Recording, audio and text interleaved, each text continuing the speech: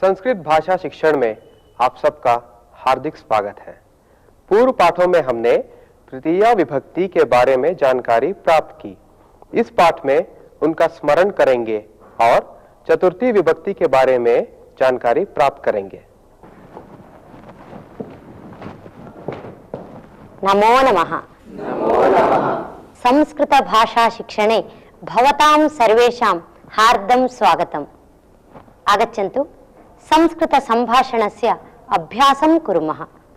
वयं पूर्वतन पाठे तृतीया विभक्तेः अभ्यासं कृतवन्तः। साधनवाचकस्य तृतीया विभक्तिः भवति, तथैव सः, विना इत्यनयोः प्रयोगे अपि तृतीया विभक्तिः भवति इति ज्ञातवन्तः। यथा सैनिकः खड्गैः प्रहरति, कृषिकः हलैः कर्षति, अर्चकः मालाभिः अलङ्करोति, माता फलैः रसं करोति, पिता पुत्रैः सह विहरति, शिशुः दुग्धेन विना रोदिति। द्विवचन रूपाणि अपि वयं ज्ञातवन्तः। इदानीं तस्मिन् विषये एव किञ्चिदिव अभ्यासं कुर्मः। यथा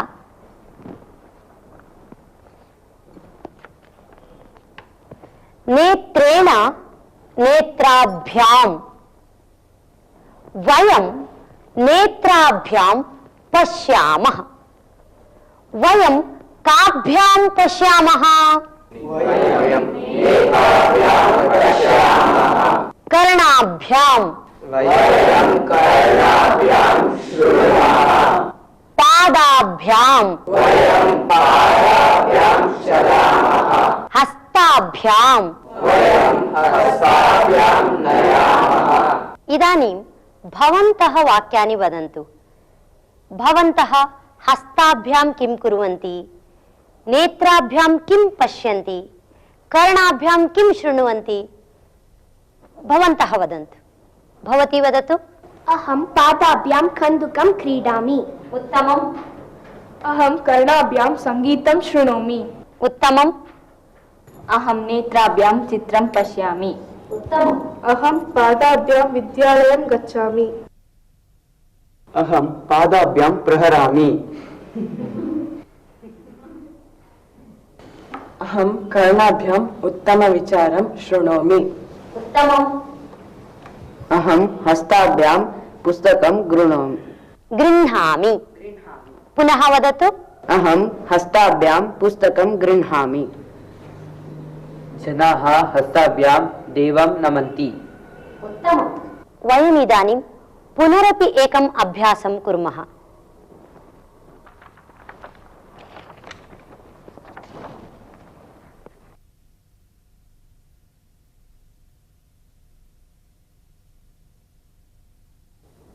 अत्र एकं फलकम् अस्ति। तत्र केचन शब्दाः सन्ति। सूच्यशब्दानाम् आधारेण भवन्तः वाक्यानि रचयन्तु। अत्र केचन पादाभ्यां चलन्ति, केचन पादैः चलन्ति। सम्यक् दृष्ट्वा वदन्तु। गजाः पादैः चलन्ति। वदन्तु। गजाः पादैः चलन्ति। अश्वाः पादैः चलन्ति। मनुष्याः पादाभ्यां चलन्ति। खञ्जाः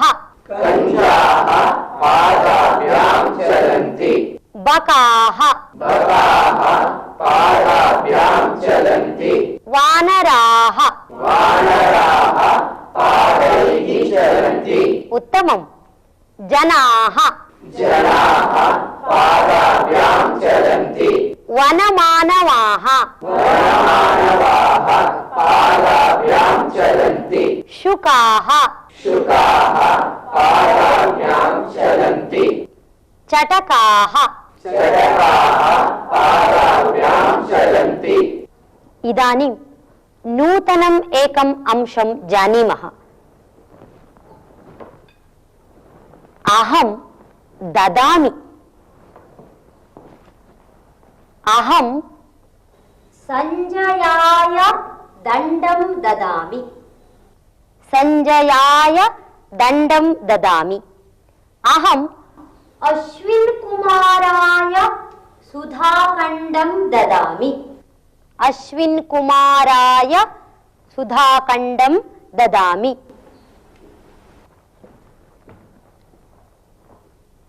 संजयः संजयाय, अश्विन् कुमारः अश्विन् कुमाराय, गोविन्दः गोविन्दाय।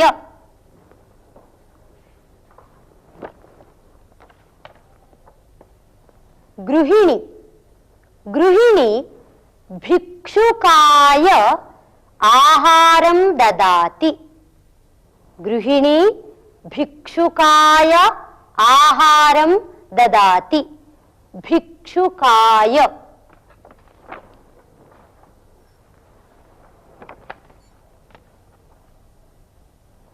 एकलव्यः एकलव्यः द्रोणाय अंगुलीं दत्तवान्, एकलव्यः द्रोणाय अंगुलीं दत्तवान्, द्रोणाय।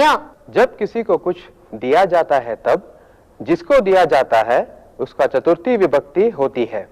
जैसे बालकाय पुस्तकम ददामि। शिक्षकः शिक्षकः छात्राय पुस्तकं ददाति, शिक्षकः छात्राय पुस्तकं ददाति। छात्रः छात्राय। नायकः रामः कृष्णः शिष्यः गायकः भिक्षुकः सेवकः रामः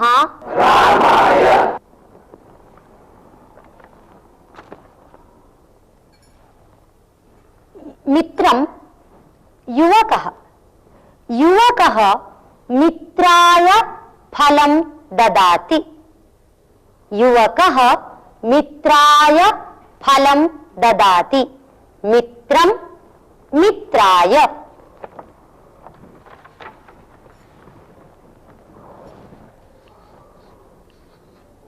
नटः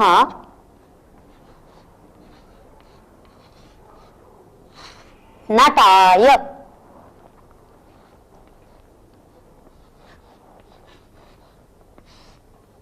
गायकः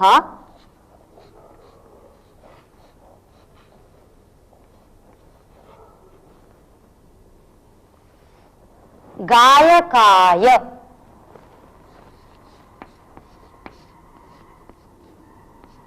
मित्रं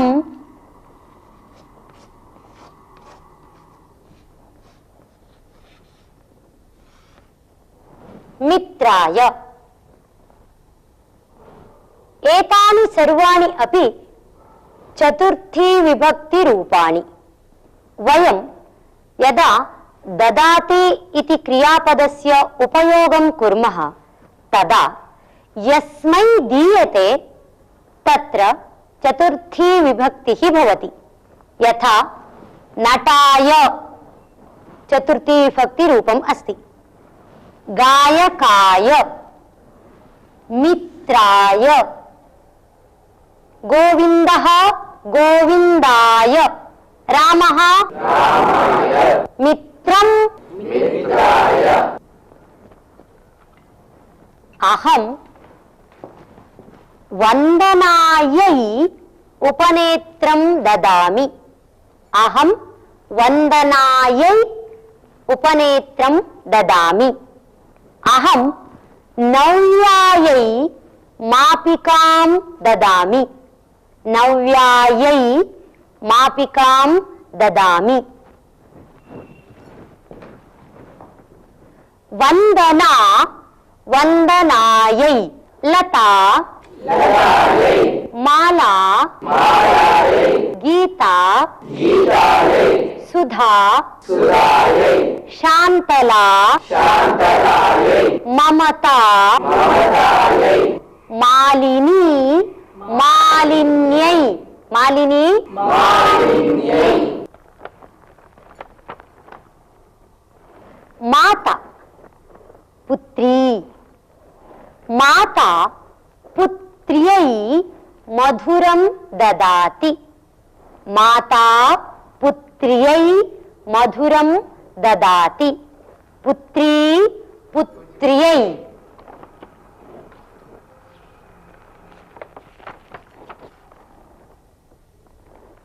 पतिः पत्न्यै शाटिकां ददाति, पतिः पत्न्यै शाटिकां ददाति, पत्नी पत्न्यै, पुत्री पुत्र्यै, मालिनी मालिन्यै, मालिनी मालिन्यै, पार्वती पार्वत्यै, सरस्वती सरस्वत्यै,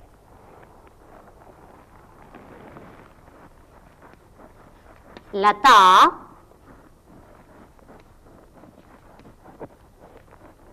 लतायै, नटी नट्यै,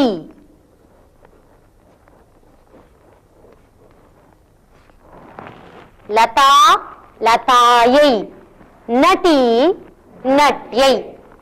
एवं चतुर्थी विभक्ति रूपाणि भवन्ति। इदानीम् अहं प्रश्नं पृच्छामि, भवन्तः उत्तराणि वदन्तु। यत्र चतुर्थी विभक्ति रूपम् अस्ति, माता पुत्राय किं किं ददाति? भवन्तः वदन्तु, भवती वदतु। माता पुत्राय स्नेहं ददाति। उच्चैः वदतु। माता पुत्राय स्नेहं ददाति। उत्तमम्। माता पुत्राय वात्सल्यं ददाति। उत्तमम्। माता पुत्राय दुग्धं ददाति। उत्तमम्। भवान् वदतु।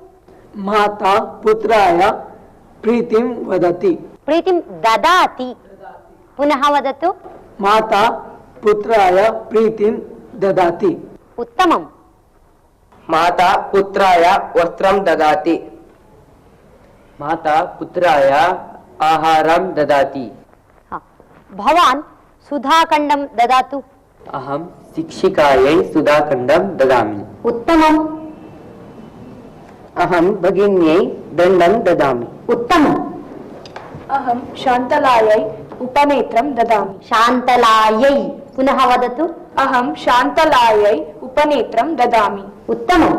अहं भवत्यै मापिका ददामि। मापिकां ददामि। अहं भवत्यै मापिकां ददामि। उत्तमम्। शान्तला शान्तलायै। शिक्षिका शिक्षिकायै, भवती भवत्यै, इदानीं भवन्तः वाक्यानि वदन्तु। कः कस्मै किं ददाति? भवन्तः वदन्तु। भवती वदतु। पिता भगिन्यै धनं ददाति। उत्तमम्। अहं मित्राय पुस्तकं ददामि। लता मालाय वस्त्रं ददाति। लता मालायै। पुनः वदतु। लता मालायै वस्त्रं ददाति। अधिकारी सेवकाय धनं ददाति। शिक्षकः छात्रां विद्यां ददाति। शिक्षकः छात्राय विद्यां ददाति। शिक्षकः छात्राय विद्यां ददाति। कृष्णः रामाय उपनेत्रं ददाति। कृष्णः। पुनः कृष्णः रामाय उपनेत्रं ददाति। छात्रः शिक्षकाय मधुरं ददाति। अग्रजः अनुजायै लेखनीं ददाति। अहं भगिन्यै पुस्तकं ददामि। उत्तमम्। भवान् वदतु। अहं मित्राय कन्दुकं ददामि। सीता सख्याय धनं ददाति। सीता सख्यै। सीता सख्यै धनं ददाति। अहं भिक्षुकाय धनं ददामि। शिक्षकः छात्राय सुधाखण्डं ददाति। भगिनी अनुजाय वस्त्रं ददाति। पुनीतः सन्तोषाय उपनेत्रं ददाति। उत्तमम्। माता भिक्षुकाय आहारं ददाति। अहम् अनुजाय घटीं ददामि। अहं मित्राय पुस्तकं ददामि। उत्तमम्। इदानीम् एकम् अभ्यासं कुर्मः। अहं कतिचन शब्दान् वदामि, भवन्तः समीचीनं रूपं योजयित्वा वाक्यानि रचयन्तु। यथा आचार्यः शिष्यः ज्ञानं ददाति इति अहं वदामि। भवन्तः आचार्यः शिष्याय ज्ञानं ददाति वदन्तु। आचार्यः शिष्यः।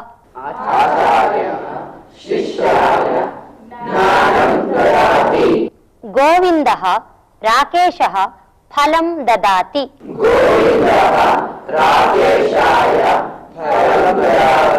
गौरी बालकः कन्दुकं ददाति।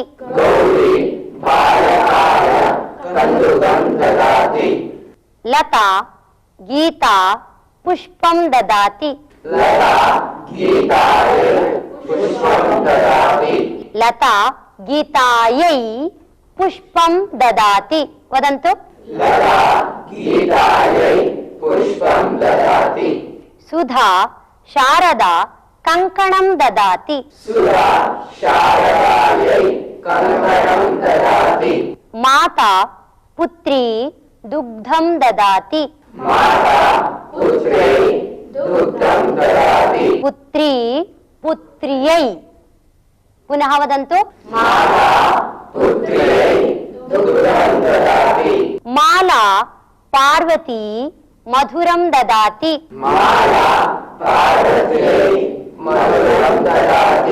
वंदना सखी पत्रं ददाति।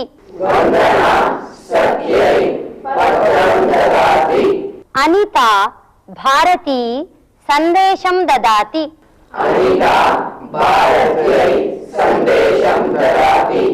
अकारांत पुल्लिंग शब्दों का चतुर्थी विभक्ति रूप रामाय कृष्णाय ऐसे होते हैं और आकारांत ईकारांत स्त्रीलिंग रमाये सीताये पार्वत्ये ऐसे होते हैं।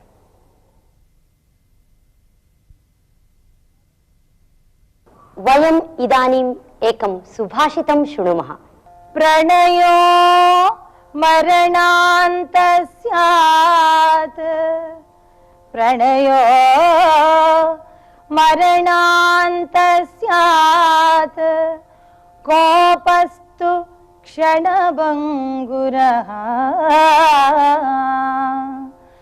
उपदेशो यथा कालम्। विद्वेषो न कदाचन। प्रणयो मरणान्त स्यात्। कोपस्तु क्षणभङ्गुरः। उपदेशो यथा कालम्। विद्वेषो न कदाचन। विद्वेषो न कदाचन।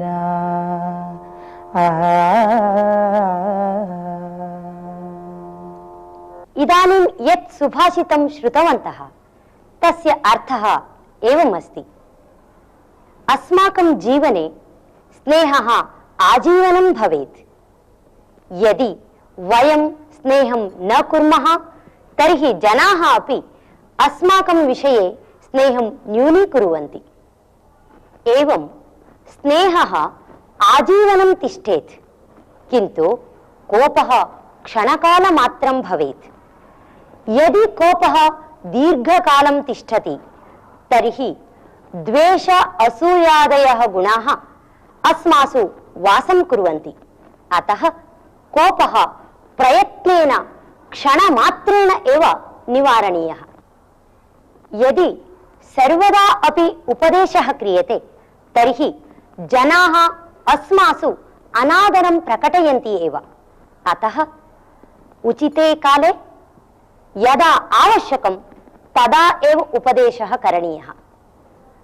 विद्वेषः तु जीवने कदापि न करणीयः एव। एवं सदा स्नेहं प्रदर्शयन्तः, द्वेषं कदापि अकुर्वन्तः, आगतं कोपं क्षणाभ्यन्तरे एव विस्मरन्तः, यथोचितं यथाकालम् उपदेशं कुर्वन्तः यदि वयं जीवेम तर्हि अस्माकं जीवनम् उत्तमं स्यात्। सुभाषित का अर्थ, किसी व्यक्ति के साथ स्नेह हुआ तो वह मरण पर्यंत होना चाहिए और कोप तो दीर्घकाल नहीं रहना चाहिए। किसी को उपदेश देना है तो वह समय पर देना चाहिए, विद्वेष तो कभी नहीं करना चाहिए।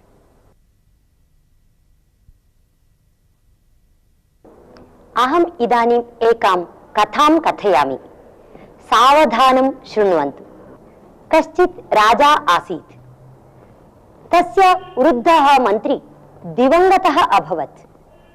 तदा राजा मन्त्रिणः पुत्रमेव तस्य स्थाने नियुक्तं कृतवान्। यद्दिने मन्त्रिकुमारः मन्त्रिपदव्यां नियुक्तः अभवत्, तद्दिने एव काचित् समस्या उद्भूता। राज्यस्य करसंग्रहणाधिकारी धनेन सह पलायनं कृतवान् आसीत्। राजा तस्य स्थाने नूतन अधिकारिणं नियोक्तुम् इष्टवान्। अतः मन्त्रिकुमारम् आहूय उक्तवान्, भोः, अहं कञ्चित् नूतनं करसंग्रहणाधिकारित्वेन नियोक्तुम् इच्छामि। यम् अहं नियोजयिष्यामि सः प्रामाणिकः, दक्षः च भवेत्। भवान् तादृशं नियोक्तुं शक्नोति किम्? भवतः पिता यदि अभविष्यत् तर्हि एतादृशी चिन्ता एव न अभविष्यत् इति। तदा नूतनः मन्त्री उक्तवान्, प्रभो, सदिन्निवघोषम् एतां वार्तां सर्वत्र प्रसारयतु। जनाः आगच्छन्तु, अहं चयनं करिष्यामि इति। तदा महाराजः तथैव कारितवान्। 10 जनाः आगताः। नूतनः मन्त्री तान् उद्दिश्य उक्तवान्, भोः, भवद्भिः इदानीं महाराजः द्रष्टव्यः। भवन्तः सर्वे अपि तम् अन्धकारमयं प्रकोष्ठम् अतिक्राम्य गच्छन्तु, तत्र महाराजः भविष्यति इति। अस्तु इति वदन्तः ते सर्वे अपि तेन सूचितेन मार्गेण तत्र गतवन्तः। मन्त्री तु पूर्वमेव तत्र गत्वा स्थितवान् आसीत्, यत्र महाराजः आसीत्। 10 जनाः मन्त्रिणा सूचितं स्थानम् अङ्गीकृत्य तत्रैव आगताः। तदा मन्त्री उक्तवान्, इदानीं भवद्भिः राजानं परितः 10 प्रदक्षिणाः करणीयाः, अनन्तरमेव सन्दर्शनकार्यक्रमः भविष्यति इति। तदा तत्सर्वं श्रुत्वा तेषु एकः एव अग्रे आगतवान्, राजानं परितः प्रदक्षिणाः कृतवान्। किन्तु अन्ये सर्वे अपि मौनेन तत्रैव स्थितवन्तः। यः प्रदक्षिणां कृतवान् तमेव प्रदर्श्य मन्त्री उक्तवान्, अयमेव प्रामाणिकः, एतमेव अधिकारी स्थाने नियोजयतु इति। तदा राजा आश्चर्येण दृष्टवान्। मन्त्री तद् उक्तवान्, भोः, एतेषाम् आगमनमार्गे अहं रजतनाणकानां राशिद्वयं कारितवान् आसम्। एतस्मात् ऋते अन्ये सर्वेपि नाणकानि कोशे पूरितवन्तः। अतः प्रदक्षिणाकरणसमये शब्दः भवति इति भीत्या प्रदक्षिणाकरणं निराकृतवन्तः इति। तदा राजा तान् 9 जनान् अपि दृष्टवान्। ते सर्वे अपि लज्जया शिरः अवनमय्य स्थितवन्तः। महाराजः सत्यं ज्ञात्वा यः प्रामाणिकः आसीत् तमेव करसंग्रहण अधिकारित्वेन नियुक्तवान्। कथायाः अर्थं ज्ञातवन्तः किल? धन्यवादः। नमो नमः। इसी के साथ अब यह पाठ समाप्त होता है। अगले पाठ में हम फिर मिलेंगे। तब तक के लिए धन्यवाद।